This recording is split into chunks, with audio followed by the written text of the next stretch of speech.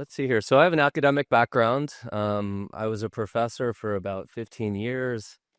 I focused on the intersection between game theory and ethics, thinking about collective action problems, those sets of problems in which we take individually rational actions, but the summation of our actions is either good or bad from a social standpoint.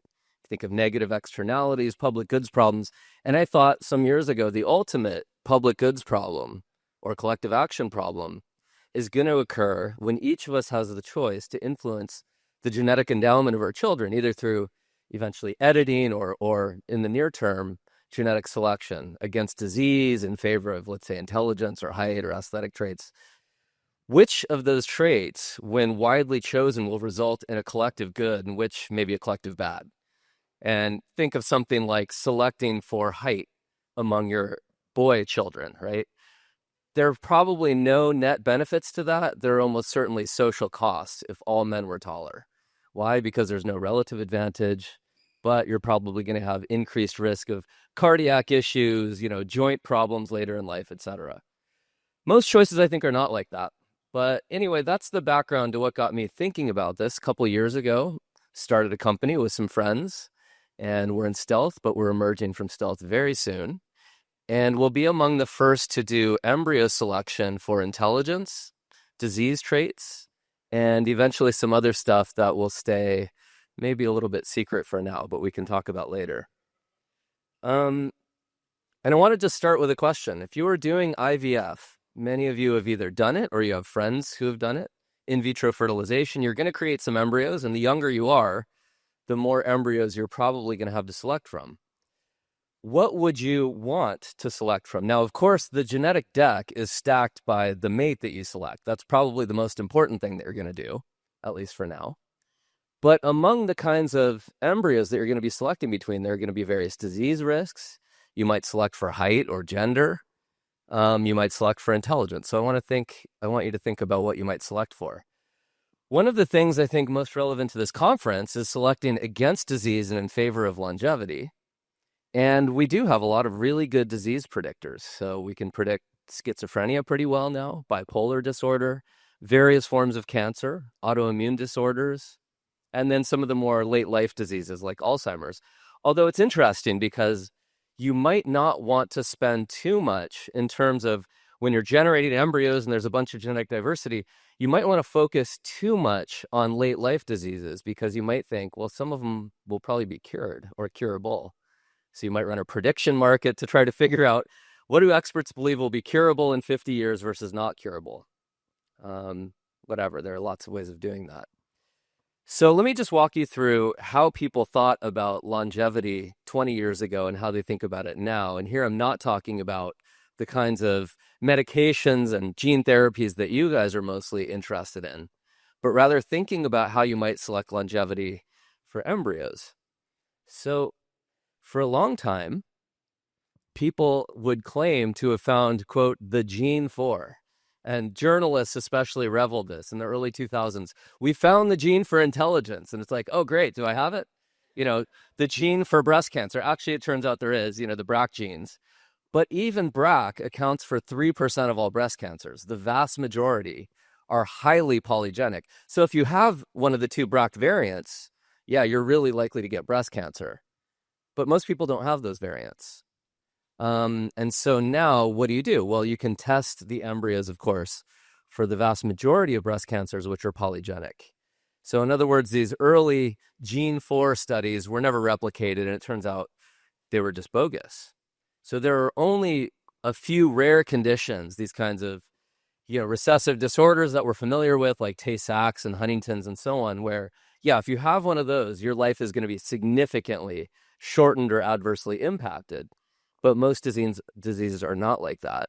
Most are influenced by thousands of single nucleotide polymorphisms or genetic variants. So you're looking at a model where, short of BRCA, if you're thinking about breast cancer, you're not looking at one gene or 12 genes, but hundreds or thousands of small genetic variants, each of which has a small effect in raising the probability that when you interact with your environment in various ways, you'll get breast cancer.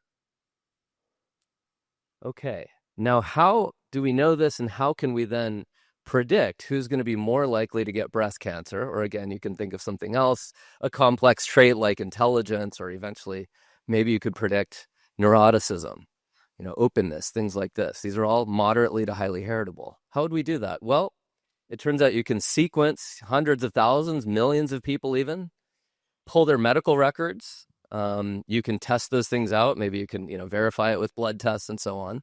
With height, it's pretty easy. You just measure them. With IQ, it's actually not that hard because you can have them take 3-hour IQ tests, which, those are not perfect measures of intelligence. I would never claim they are, but, they gauge more or less some basic cognitive ability. You could do the same thing with schizophrenia and other things. Do they meet the standards for the DSM to be diagnosed with schizophrenia? And you need truly enormous samples in the hundreds of thousands to millions to be able to perform genome-wide association studies where you can correlate the genetic variants that seem to show up across people and are associated with these outcomes, these conditions. Then you create polygenic risk scores, and those polygenic risk scores predict more or less what's the likelihood that these embryos will develop these particular conditions. Now, the big question then is, actually, let me skip. Let's say you could, I don't have the latest version. That's okay. Let's say that you have a bunch of particular diseases you could predict. There are 8,000 known genetic diseases that are polygenic. How on earth, even if you're a physician, would you do the trade-offs between, I don't have the newest one, that's okay. The trade-offs between these conditions. Maybe one embryo has a 30% likelihood relative to another of developing schizophrenia, but it's also at higher risk or lower risk of breast cancer, but at higher risk of rheumatoid arthritis, lower risk of prostate cancer, et cetera. Wait, you can't have breast and prostate, but you get the point. How would you do those trade-offs? It's pretty difficult. But one way you could do it, and the way we do it at my company, is to compress all the diseases that we can measure with polygenic risk scores into one overall quality-adjusted life year index. And what we do, although I didn't show it in the slides here, is we can show for any particular disease how much it's contributing to or not contributing to the length and quality of life. So you could imagine a 20% probability of schizophrenia will reduce quality adjusted life years by 6, let's say. And you go down the list and you have an overall bell curve whereby you could rank the embryos for quality adjusted life years. So that's what we do. You can predict particular traits, intelligence. You could predict particular diseases, especially those that run in the family you want to pay attention to. And then you can sum those all up into an overall longevity index. And it just gives you a lot of interesting information on the basis of which you could then select embryos. So we're doing this now. It's quite possible. You can get in touch with me if you're interested. And these polygenic scores are only going to get better over time. So thank you. Good to see you. Good to see you. Hey, really exciting. When you talk about GWAS studies and how the, human genome itself really only accounts for a part of the picture of why people are either developing chronic disease or potentially aging.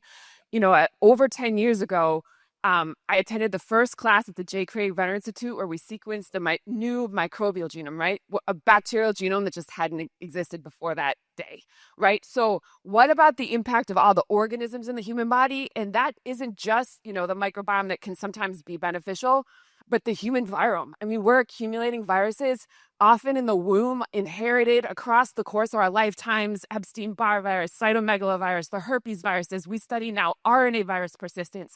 All these viruses, if they need to replicate, they have to hijack our mitochondria. They have to do it to get the substrates to create a new version of themselves. They can directly modulate our human gene expression.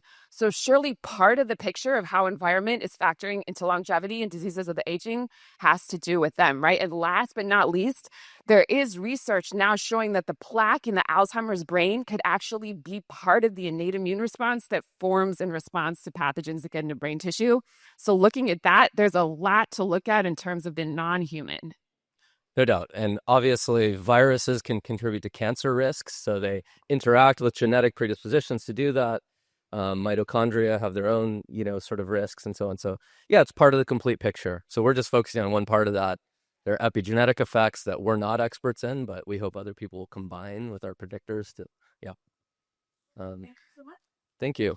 And let me just say, if you're interested in these issues really quickly, I wrote a little book. Well, this is the Spanish version, Creando Personas Futuras, Creating Future People on the Science and Ethics of Genetic Enhancement. So, yeah, I address some of the issues. Thank you.